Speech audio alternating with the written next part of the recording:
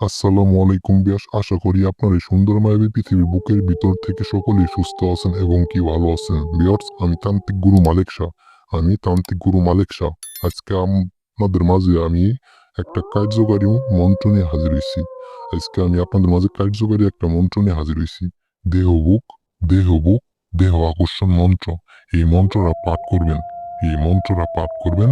যার দেহটা আপনি খাইতে চান, যার দেহটা আপনি ভোগ করতে চান, সে নিজে আইসে সে নিজে আইসে খুদার কসম, সে নিজে আইসে তার দেহটা আপনার কাছে বিলাই দিব। তার দেহটা আপনার কাছে আইসে বিলাই দিব। আমি তান্ত্রিক গুরু মালিক শাহ। আমি তান্ত্রিক গুরু মালিক শাহ। একদম 1000% গ্যারেন্টি দিয়ে, 1000% গ্যারেন্টি দিয়ে বইলে গেলাম, সে আপনার কাছে আসতে বাধ্য।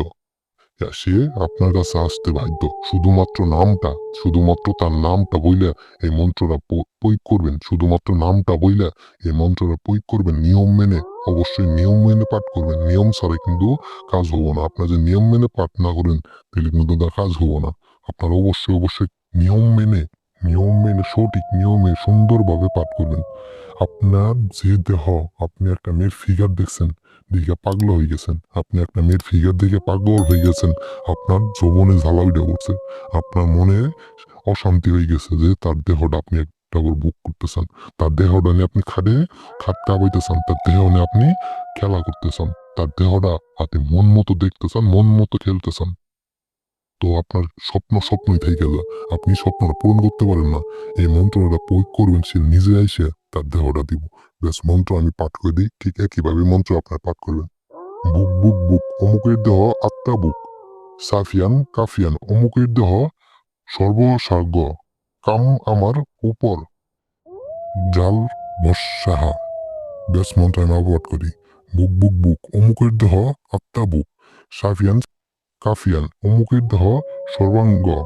কাম আমার উপর ডাল বর্ষ সাহা। বেশ, অমুকের দেহ, ওই অমুকের দেহ যে দুইটা জায়গায়, অমুকের দেহর জায়গায় সেই নারীর নামটা বলবেন।